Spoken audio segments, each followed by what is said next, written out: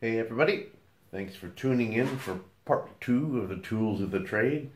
Today we're just going to be talking about some silicones and what I use for bonding agent additive to my mix. Just some of the things that we'll be talking about today, just another section in the shop. And I just want to thank everybody at the forum and on YouTube for watching and having interest. And thanks everybody. Without further ado, let's move on to the next section.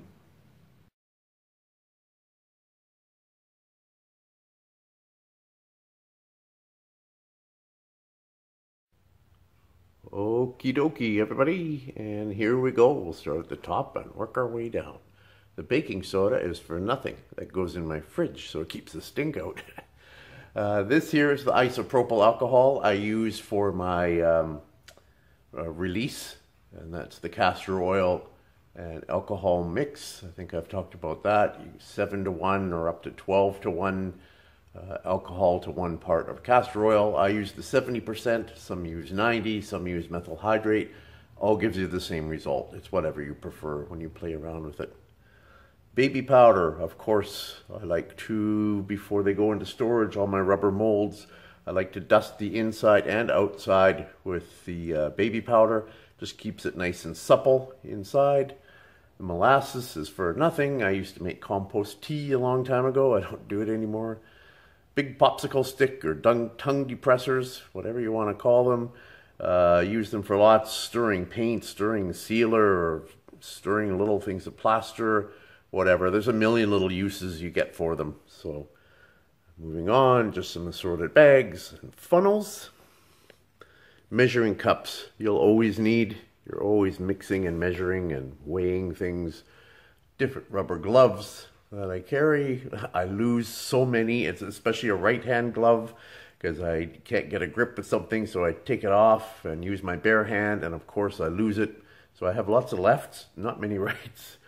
Mixing bowls, old chef thing. I still like using these little stainless steel mixing bowls for mixing up batches of concrete for when I do leaves. You can use it in a plastic bucket or what. I just happen to like. It's probably old habits die hard that I use the stainless steel bowls. That is a little Makita blower. It hooks on with my drill battery.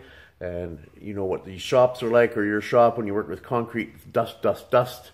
I like to open my big doors and just blow it out, right out the door. We're using that guy right there. And moving on. Different scissors. You're always going to need scissors. These ones are awesome. These are a utility shear.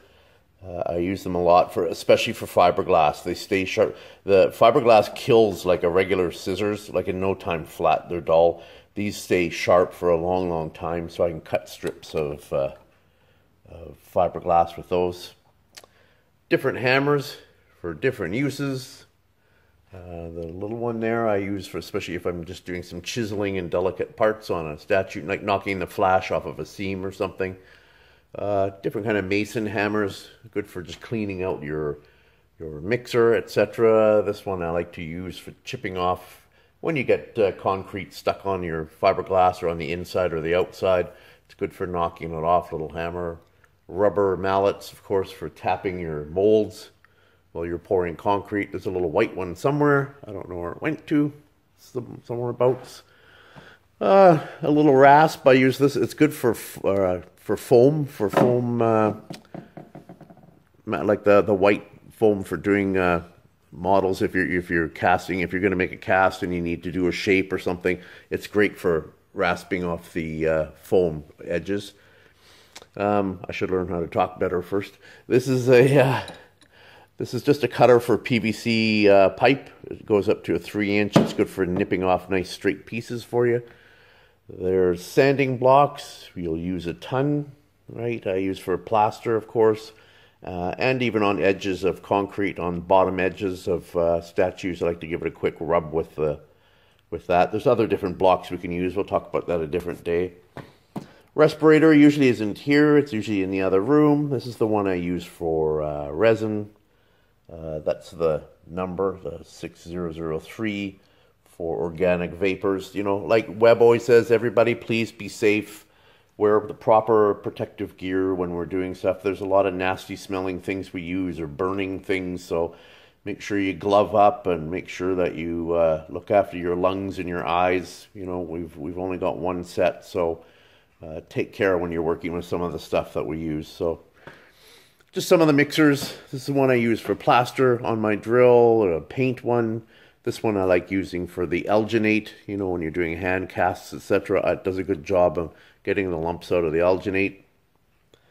Now, here we'll talk a little bit more about some of this stuff, a little bit longer discussion. We'll just go with this one quick. This is what I use for, I talked the other day about that spray adhesive, the Elmer's brand in part 1, that I didn't like for sticking foam board together. Doesn't work very good. This stuff is awesome. The PL product for foam board works good for making, if you want to make a block of foam, so that you can use that rasp and other things to shape it into something that you can later paint with some plaster and then come up with a new mold for yourself. Here, this one is just one urethane that you use for sealing cracks in concrete. I think I used it at the house. This one here is actually one, I think I showed a little bit. I don't think I did a YouTube vid. It's like a urethane rubber that comes in a tube that you use for sealing, you know, like big cracks in your driveway or in your foundation. It's a nice seal tight. I used it around my pool at first, but what I did do is I made these things. I just poured it on the back, or squeezed it onto the back of some leaves just as an experiment, and it actually worked out really nice. After 2-3 days of curing, it's these nice little stamps, and then you can use it for clay, stamping the impression into clay, or actually just cast it. You could pour concrete on, put a release on it, and put concrete right on top, and you've got a little mold for a leaf. You know, cheap and quick and fast. If somebody ever wants to play with that, it's by Quickcrete, available, you know, at Lowe's and Home Depot. Always has this stuff. Now, silicone. This is one I use here. It's just a normal little, for like a painter's latex that you'd use at your house. I use that one for just putting down a model, like a concrete model, whatever your model's made of, just sticking it down on the board that I'm going to do the rubber work on. Sometimes I'll do a ring around the bottom just so the rubber can't come sneaking underneath there. So that brand is okay here. For when I'm doing another video at the same time here on benchtop molds. And you use silicone inside to do the corners and etc. So my buddy, who's the countertop guy, and I have found that this doesn't matter the brand, but this is what's important, is the, if it would ever focus there, is the 30-minute, come on, the 30-minute set is what's really important. For some reason, the other regular type of silicone actually retards a little bit of the curing, and the finish comes out with a little bit of an open pore look to it, and it's not really desirable. But we found with this 30-minute set stuff, it doesn't do that. It's a clean release. Like you tip out your mold, there's no mark. You won't see where the silicone was. So I've been using it for quite a few years now, and so is my buddy. So it doesn't matter the brand or anything, just 100% silicone with a 30-minute set we found really works really well. So there's different things I use too. I've played around Gorilla Glue and different brands for, you know, if you get a break on a mold or what, for a casting that you've just done. The best, of course, is the PL Premium. There's PL Ultra. There's different brands. There's Bulldog. There's Liquid Nails. They all work great. They're concrete to concrete. This stuff is the best. Oops, lost a knife. Yeah, the PL products are good. But like I said, it doesn't have to be PL. There's Bulldog, Liquid Nails, a whole bunch of other brands that you could use. Knives are actually, I use those for cutting foam board, but also when I want to run outside and just whack down some rhubarb or something really quick. That's what those are for. Thermometer, so I can bitch about how cold it is in here or how hot it is. Safety goggles. Use them all the time, especially when you're using these things, or chisels, or using some kind of muriatic acid outside or something. Just slap them on, you know, protect yourself. Again, one of my respirators, just a dust mask I use. Plain, just for some wood projects I just finished. This is for when I work with plaster. It's just a quick little premix, super light finish one that you can, I think it's sandable in 15 minutes. It's good when you're doing plaster and you do, you know, when I do like up top shelf there, all those plaster pieces there, is when you've got some little air bubbles you want to do quick or what, instead of mixing up plaster repair. This stuff works great. You just a little dab and 15 minutes later you can come back and sand it off. It's good to go. Calculator I use a fair bit because I weigh and measure a lot of my stuff, so it's good to have a calculator around when you're doing volumes. That's a little scale that I don't use much anymore because I've got a big one now, but that's what I used to use for weighing out small stuff. Bottom shelf, I've got different heavy-duty rubber gloves that I use for muriatic acid. That's the Gorilla gloves. Those white gloves are just a latex glove. I don't prefer. I like these ones over here. They just fit better. We talked the other day about colorants, etc. But what we didn't talk about was this one. Is when I do... having trouble focusing today. When I do urethane rubber, you like to add a dye to every second coat so you can make sure you're getting good coverage. And it's just a powdered dye mix that I use to throw like a teaspoon in, mix it up, and then that gives me the color variance I need to make sure you're getting good coverage on your urethane rubber. Down here is a retarder for if you're doing exposed aggregate, if you want to do exposed blocks, exposed pots or what. This is the stuff that you would paint on to your mold. And I'm not talking rubber, I'm talking ABS or PVC molds. This is what you'd put in. You could use it in a melamine mold too. This is for a vertical one, just hangs better on sides.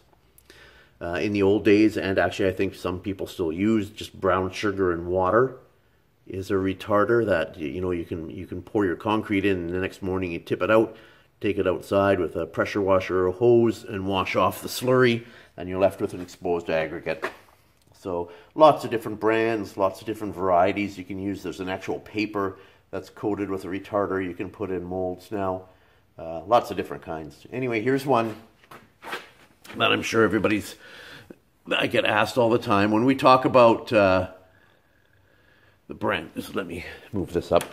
When we talk about fortifiers and things like that into the concrete, this is my everyday one. This is the one I use. My bonding agent and activating agent. It's the one that I use in my day-to-day mixes in everything from my leaves to all my statuary. I just buy it in the 20 liter because I go through quite a bit of it. But you can get it in a 1 gallon or 4 liter container as well. But that's just the brand I use. I use a lot. This bucket here was just gel coat I got from my buddy next door when I did some urethane models there for the glass. That little toolkit behind, not much, just little tiny clamps and some electrical fuses and things. And this was on the top shelf. I took it off just so we could look at it better. There we go. It's actually ground copper is what it is. Not inexpensive, and what I've used it for is you put just a little bit in some sealer, and if you're doing like I did some of those sand castings a few years ago of rocks, and you mix it in with your sealer and you paint it on, you can't really see it until the sun shines on it and you walk around it and it gets this awesome little sparkle. You can get this stuff at auto body places that sell paint. They have different kinds and different, actually this is quite fine. There's different sizes you can get, but from an auto detailer, sorry, not a detailer, but an auto place that sells, the auto shops that do painting and fiberglass work of that, you can buy this stuff as an additive, what they put in paint. But it's kind of cool if you want to play with it. I'm sure it's available in much smaller than what I bought it in. So we'll just go where we're at, 13-minute mark. So I think we're going to call it a day for this little section here. And then when we move on, we'll talk about the iron oxide and some castor oil and what's on these shelves here. Okay, that'll be part 3, but thanks for watching part 2, and probably next week we'll do another video. Thanks for watching, everybody.